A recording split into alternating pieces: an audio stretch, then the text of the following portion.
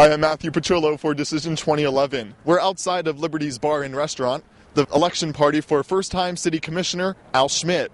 Schmidt ran without the support of the Republican machine in the city, but that didn't stop him from defeating incumbent Joe Duda. Schmidt's 42,000 votes outpaced Duda by about 10,000. Duda refused to return any calls, but that's not a surprise to Schmidt. They can throw as many mercenaries against us as they want, and it doesn't matter, because our success wasn't based on a bunch of deals made with people. Whether people helped us or not, we were going to stand on our own, and we were going to win on our own. And we welcome their support, but we're not dependent upon it. Schmidt's victory was backed by the loyal opposition, a right-winged group in Philadelphia that has shaken up the city's Republican machine. Kevin Kelly is its founder. He says there are people in the city who want change. People who show up time and time again, who want guys like Al Schmidt and other good quality people to be in positions of power to start righting the wrongs and fixing the very serious problems we have in this city. Schmidt's victory party at Liberty's underscores what he hopes to bring back to City Hall: American values. Schmidt's victory could not have been without the support of the loyal opposition, and that could reflect the future of the Republican Party in Philadelphia. For Decision 2011, I'm Matthew Petrillo. I'm here at the Church of Grace, a polling place in Northeast Philadelphia. Voters are coming out today for the election at a slow but steady pace. With 6 people in council retiring, including Joan Krajewski in this district, it is a big one. But only the voters will determine what this change will look like. In Northeast Philadelphia, blue and white campaign posters for Democratic candidate Bobby Heenan are everywhere. Heenan is running against his opponent Sandra Stewart for City Council in Philadelphia's 6th District. The area includes neighborhoods east of Roosevelt Boulevard, including Mayfair, Tacony, and Holmesburg. At the Mayfair Diner, Heenan spoke to community members about the issues he plans to resolve in office, like absentee landlords, the increase in crime, and attracting small businesses. Right, it's the ones that don't maintain their property, who don't care about who they rent to, and I'm finding out along the way that a lot of them don't even have renter's licenses. District 6 residents also agree that the change in the landlord policy needs to be made, and drop needs to be stopped. Ones on the council will have that drop program, which bothers me. The Republican candidate Sandra Stewart did not return any calls to set up an interview after numerous attempts. And among residents, it seemed her presence in the community didn't quite compare to Heenan's.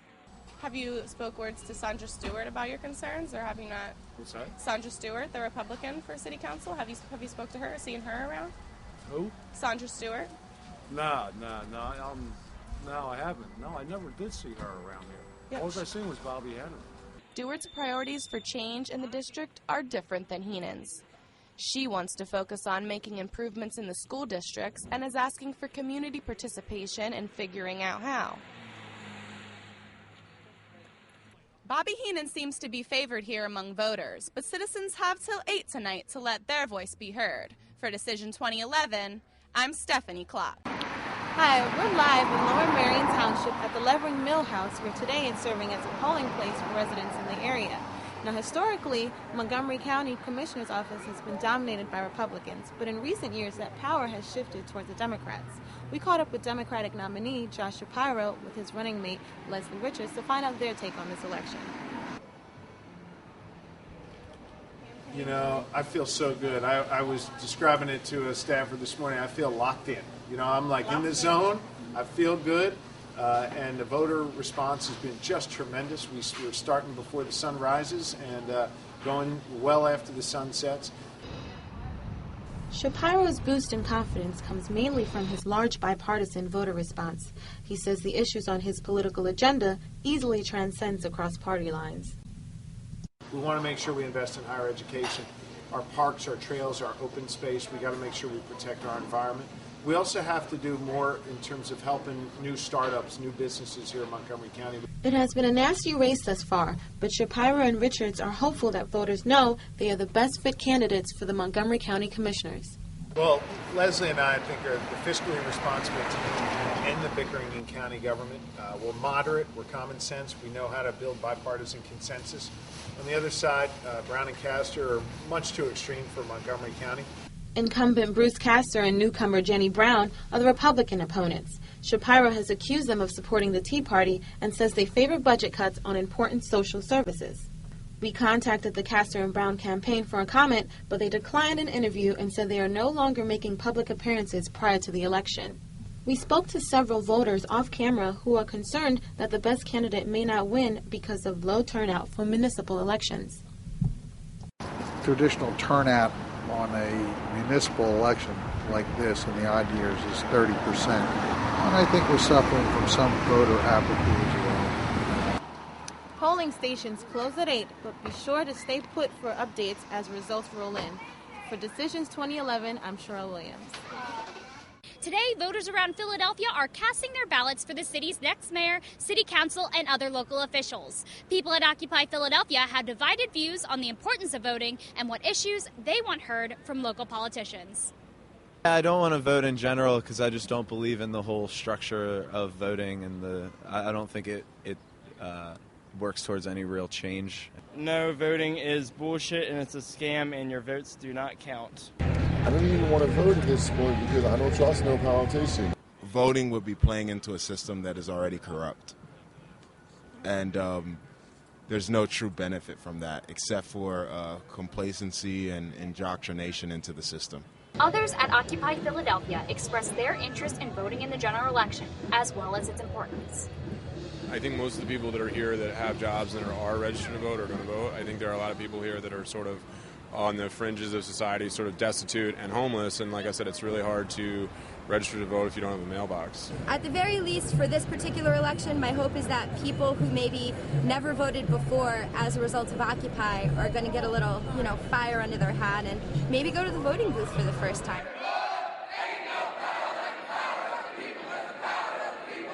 Supporters of the Occupy movement have been camping out in front of City Hall since mid-October. Occupy Philly has made their views on national politicians and Wall Street well known, but their views regarding local politics have been less clear.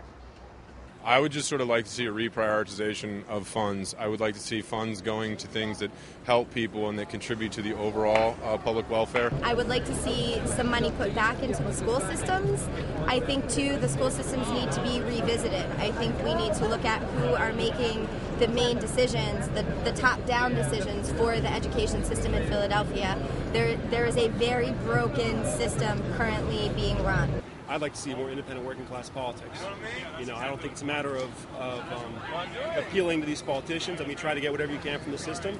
But, we need working class candidates that are going to fight on a program against the cuts and represent us.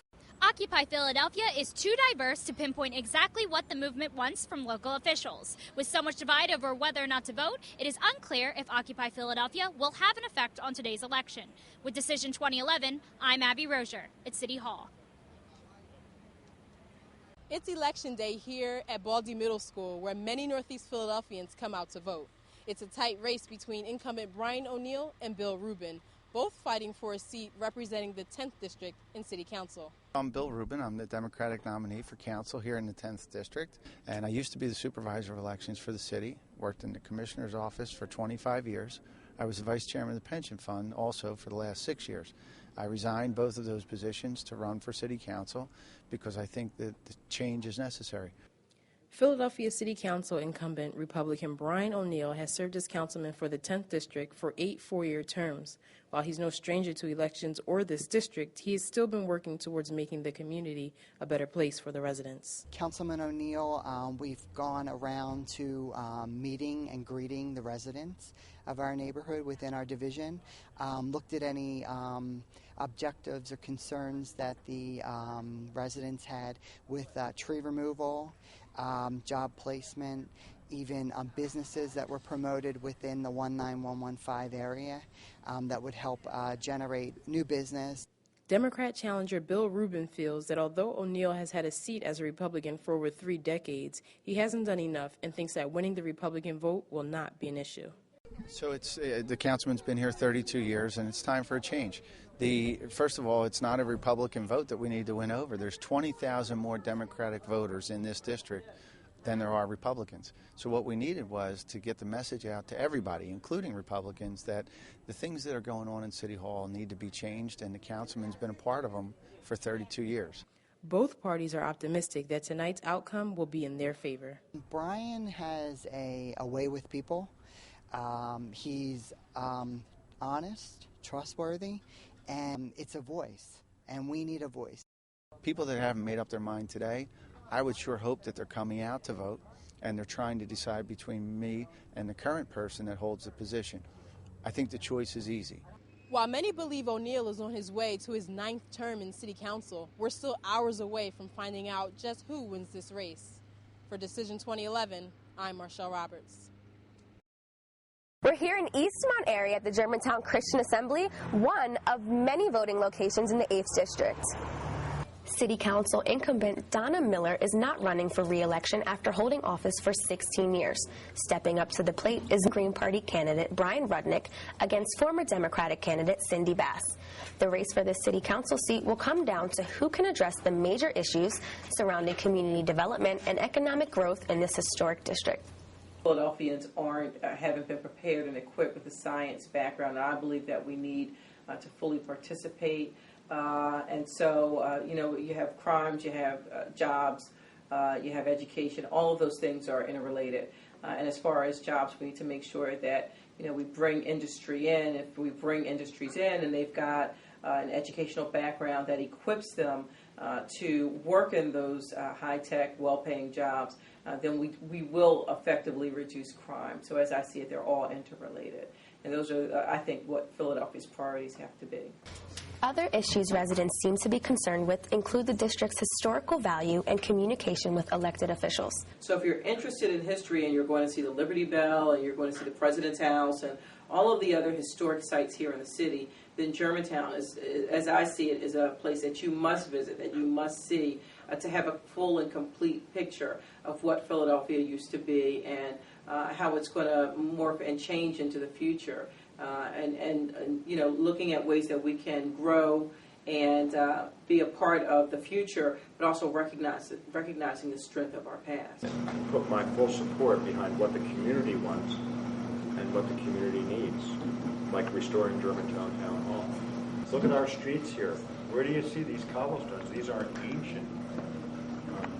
And in a way, they're not bad. They slow traffic down because you can't really race too fast on them. But that's part of our history and what makes the Northwest community distinctive.